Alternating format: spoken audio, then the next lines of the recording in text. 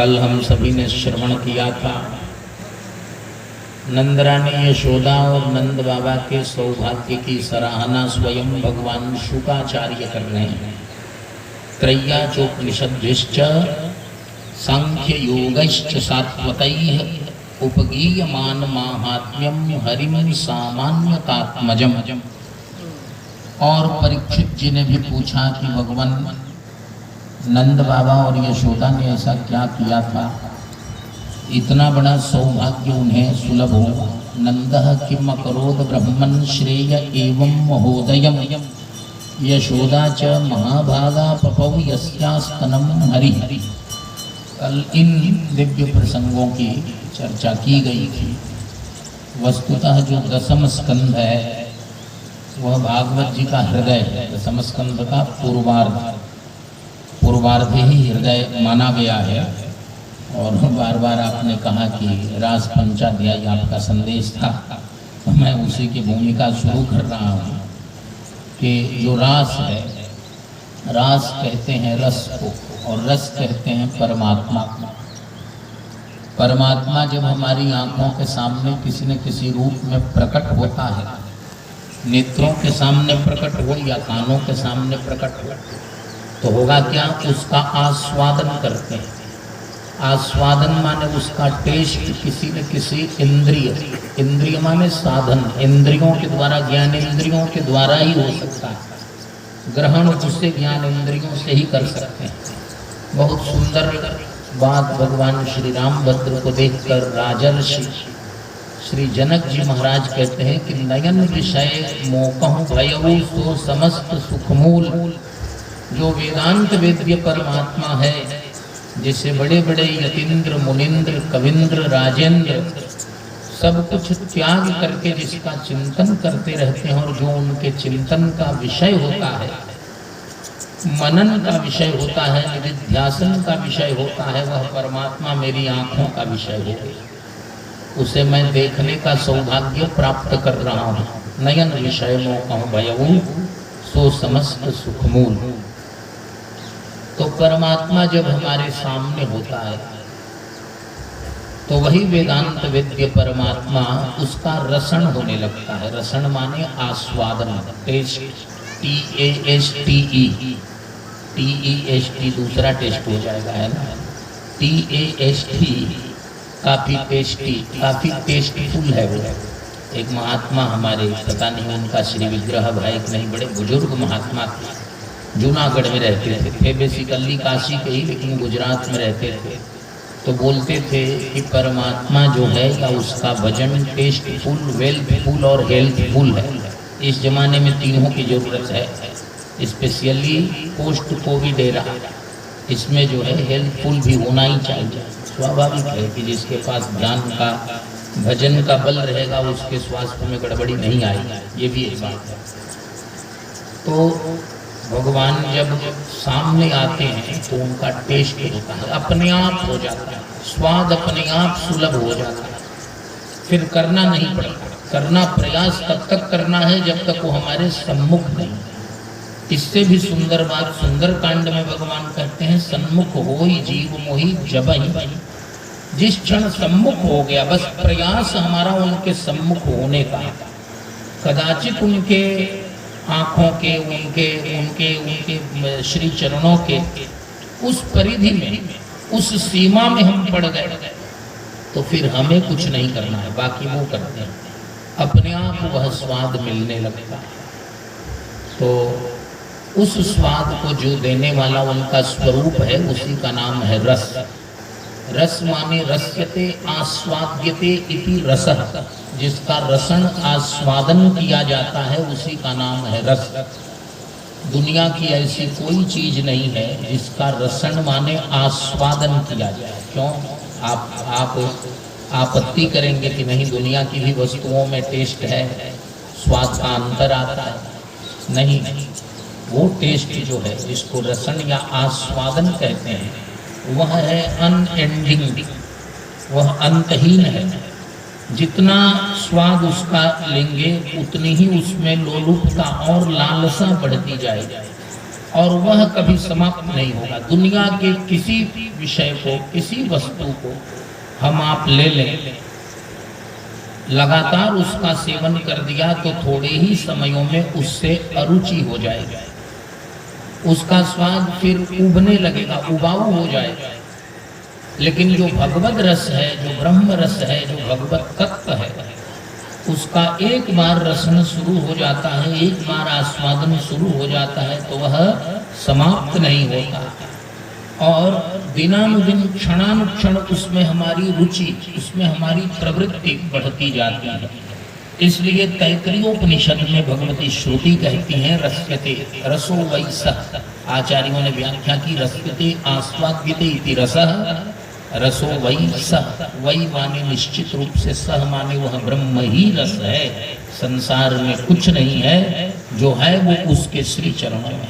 बाबा फिर ये संसार भी कभी कभी बड़ा आकर्षित करता है, ऐसा क्यों? इसलिए आकर्षित करता है कि उसका लेश मात्र, कहीं कहीं उसकी छाया इसमें पड़ी हुई, उसकी छाया पड़ी। तमेव भान्तम मनुभाति सर्वम। तम माने उसी ब्रह्म के, भान्तम माने प्रकाश से, अनुभाति सर्वम, सब ये सब प्रकाशित हो रहे हैं। अब इसको देखकर इनका ये ओरिजिनल प्रकाश नहीं है, ओरिजिनल उसका है, उसकी छाया का ये चमत्कार है, तो उसकी ओरिजिनलिटी का क्या चमत्कार होगा? इसलिए रसो वै सः। भगवती श्रुति कहती हैं कि इस रस को ही प्राप्त करके व्यक्ति आनंदी भवति। वेद कहता है आनंदवान होता है, माने कृतार्थ होता है, कृतकृत्य होता है। तो प्राणियों को कृतकृत्य करने के लिए भगवान लीलाएं कर रहे हैं। कल हमने निवेदन किया था आरंभ में कि सभी अवतारों की लीलाओं को इकट्ठे एक साथ देखना हो तो श्री कृष्णावतार, सारी लीलाएं सभी अवतारों की एक जगह दिख जाएंगी श्री कृष्णावतार। और श्री कृष्णावतार की लीलाओं को आचार्यों ने 3 वर्गों में बांटा। 3 वर्ग क्या है? भगवान जब 3.5 वर्ष के हैं तो आरंभ से 3.5 वर्ष की आयु तक भगवान ब्रज में गोकुल में निवास करते हैं। रास की उत्पत्ति यहीं से शुरू है। रास कैसे शुरू होती है? गुरुदेव ने बताया हम लोगों को सत्य सहिष्णुता की क्रमिक अभिव्यक्ति, उस परम सत्य को प्राप्त करने या उसको सहन करने, उसको पचाने, उसको आत्मसात करने के लिए धीरे धीरे धीरे योग्यता आती है। अचानक हठात कोई चाहे तो उस रस का न तो आस्वादन कर सकता, ना ही दर्शन कर सकता। तो भगवान जब आते हैं ब्रज में 3.5 वर्ष की आयु तक जो उन्होंने बाल लीलाएं की, उस बाल लीला में ही रास लीला की भूमिका स्थापित हो गई। रास लीला की नींव पड़ गई, रास लीला के लिए रुचि उत्पन्न हो गई। वो 3.5 वर्ष की जो लीलाएं हैं उनमें क्या क्या है कल हमने निवेदन किया था और आदि कथा सुना भी दी है। वो उसमें मुख्य लीला है माखन चोरी और मृग भक्षण। ये दोनों कथाएं व्यास समाज शैली से कल पूरी की जा चुकी हैं। गोपांगनाओं ने भगवान के माखन चोरी करते हुए उस लीला को, माखन चोरी लीला को और उनके माखन चोर स्वरूप को देखा। बस भगवान उनके चित्त में गड़ गए। पूर्व में माखन चोर गड़े अड़े, अब कैसे हम निकसत ना हो दो तिरछे हुए जो अड़े। पहले तो हमारे चित्त की सफाई जरूरी है ना। हृदय जब तक साफ नहीं होगा, हृदय स्वच्छ नहीं होगा तो न हम भगवान को पाएंगे न भगवान हमें अपनाएंगे। क्यों नहीं अपनाएंगे? क्योंकि हृदय में जगह नहीं है।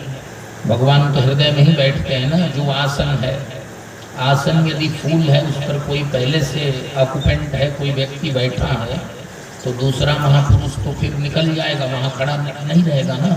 और बैठा कौन है? हमारे हृदय में जगह एक है, कुर्सी एक है। किसके लिए है? हृदयाराध्य।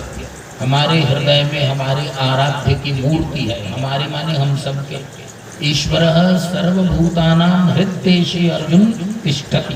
श्रीमद् भगवद गीता का 18वां अध्याय। सर्वभूतानां माने सभी प्राणियों के, हृदय देश में ही भगवान तिष्ठति माने निवास करते हैं। और उस हृदय की दशा क्या है, गोस्वामी जी बड़ी वेदना पूर्वक भगवान से प्रार्थना करते हैं विनय पत्रिका में, मम हृदय भवन प्रभु तोरा, कह आई बसे बहु चोरा। आपका भवन जो है, आपका मंदिर, वो हमारा हृदय है, लेकिन इसमें मजे की बात यह है कि बहुत से चोर आकर बैठ गए हैं। कहाँ भगवान की गद्दी और उस पर बैठे कौन है? चोर। एक ने कहा कि चोर क्यों बैठे हैं, दूसरे ने कहा चोर क्यों नहीं बैठे। भगवान भी तो चोर ही हैं। भगवान ने कहा कि मुझे चोर कैसे कह रहे हो? माखन चोरी तो मैंने बहुत बाद में की है। कहा महाराज आप शुरू से चोरी ही करते हैं। दो चीजों की चोरी भगवान करते हैं, अपने आप माने हो ही जाती है, उनके सामने जाने पर बरबस हमारी दो वस्तुएं, हमारी दो इंद्रियां उनकी ओर समाकर्षित हो जाती हैं, फिर उनकी हो जाती हैं। जब तक उनके सामने हम नहीं गए हैं तब तक ये चल रहा है।